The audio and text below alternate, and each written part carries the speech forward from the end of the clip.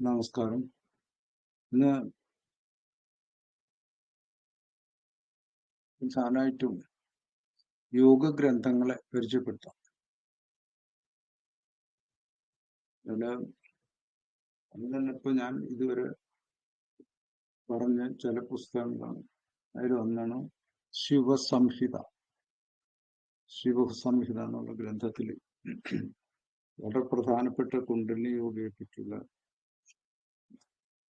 വിശദീകരണം പൂർവികമായിട്ടുള്ള ആചാര്യന്മാർ എഴുതിയിട്ട് ഗ്രന്ഥം. അത് വളരെ വിശേഷപ്പെട്ട അനുഭവങ്ങൾ.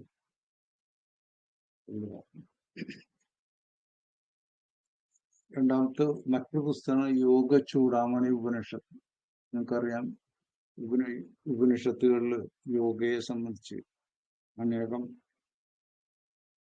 ഉപനിഷത്തുകളുണ്ട്. യോഗ ഉപനിഷത്തുകൾ. അതിൽ ഏറ്റവും വിശേഷപ്പെട്ടതും നിയമങ്ങൾ പൂർണ്ണമായി, അതിൻ്റെ ശരീരശാസ്ത്രം പൂർണ്ണമായി പറയുകയും ചെയ്തിട്ടുള്ള പുസ്തകമാണ് യോഗ ചൂടാമണി ഉപനിഷത്ത്. അതിന് രണ്ട് വ്യാഖ്യാനമാണ്. ദിവ്യദീപം വ്യാഖ്യാനം, പ്രാണായാമവും ധ്യാനവും എന്നുള്ള വിഷയം. അതുപോലെ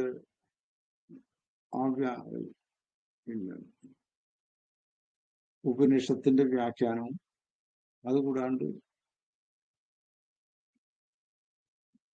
ഭാഗം 2 എന്നുള്ളതിൽ പ്രാണായാമം ധ്യാനം എന്നുള്ളത്, അതിൽ പ്രാണായാമത്തെ പറ്റി അതിന്റെ 2ാമത്തെ അധ്യായത്തില് പിന്നെ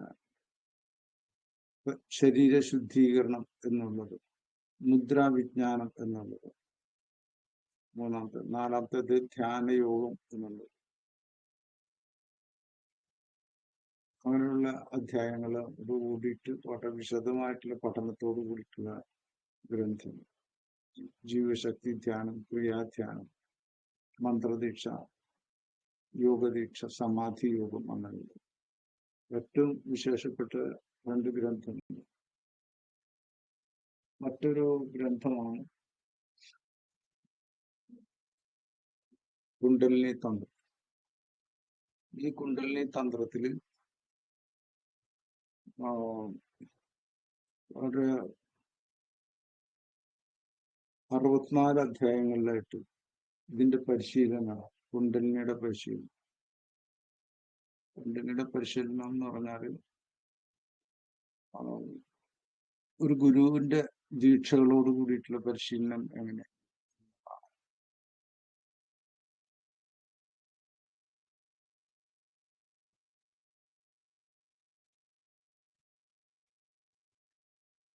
ഈ 3 ഇത് പറഞ്ഞ് ഇനി അടുത്തുള്ള പുസ്തകങ്ങൾ തന്നെ പറഞ്ഞു.